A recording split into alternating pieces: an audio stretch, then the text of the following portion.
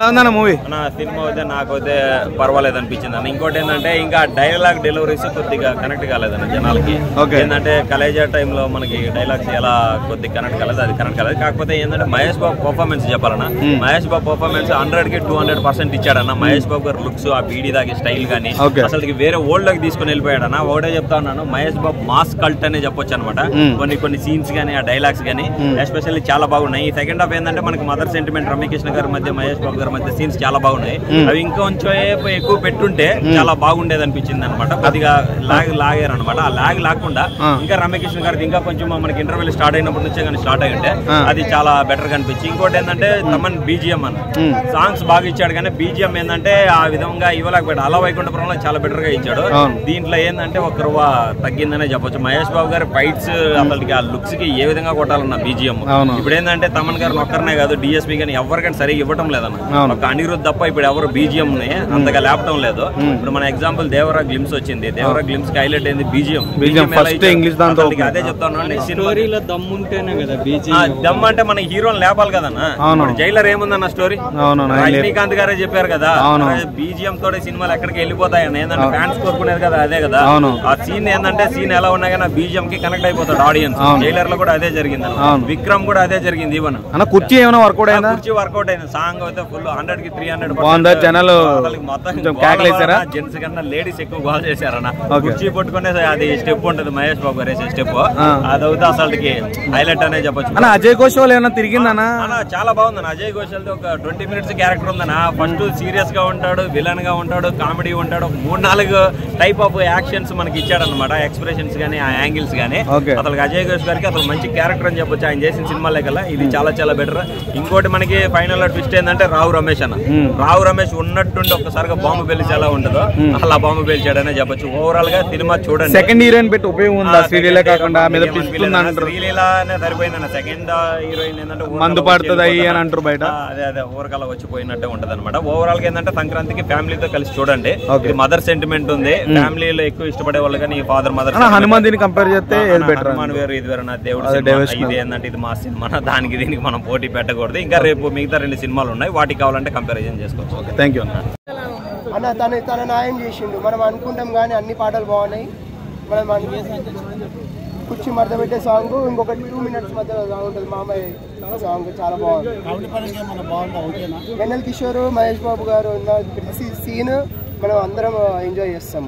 వాళ్ళిద్దరి మధ్యలో లాగ్ అంటే ఇంట్రడక్ట్ చేస్తుంటారు కదా అన్ని క్యారెక్టర్లు, మీకు అట్లా లేట్ అనిపిస్తుంది. చాలా క్యారెక్టర్స్ ఉంటాయి ఈ సినిమాలో. త్రివిక్రమ్ అంటేనే చాలా క్యారెక్టర్లు దింపుతారు ఆయన.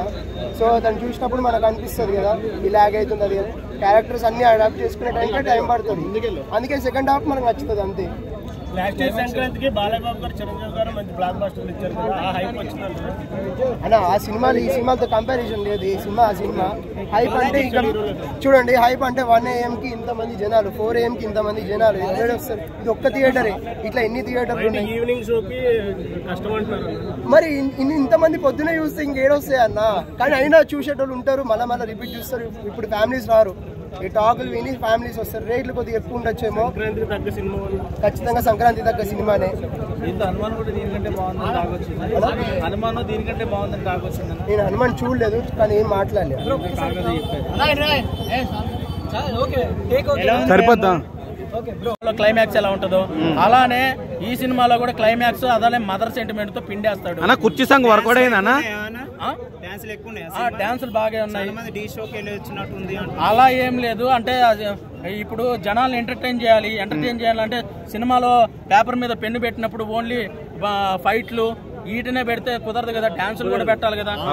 ఇప్పుడు 2 గంటల 50 నిమిషాలు సినిమా నడపాలంటే ఒక స్టోరీ రైటర్ గా త్రివిక్రమ్ గారు ఎంత కష్టపడి స్టోరీ రాశారు. ఈ సినిమాలో త్రివిక్రమ్ గారు కష్టం కనిపించింది ఆ స్టోరీ రాయడంలో. ఒకసారి పేపర్ పెట్టుకుని ఒక పాయింట్ తీసుకోవాలంటే చాలా కష్టము. అలాంటి పాయింట్ తీసుకొని ఆ పాయింట్ ని అల్లుకుంటూ మొత్తం సినిమా స్టోరీని 2 గంటల 50 నిమిషాలు ఎక్కడ బోర్ కొట్టకుండా సినిమాని ఈ పండగ బాగా ఎంజాయ్ చేసేలాగా సినిమాని రెడీ చేశారు. పేపర్ మీద పెన్ను పెట్టి రాసే వాళ్ళు తెలుస్తుంది కష్టం. కుర్చీ సాంగ్ ఎలా అనిపించింది? కుర్చీ సాంగ్ చాలా బాగా వర్కౌట్ అయిందా?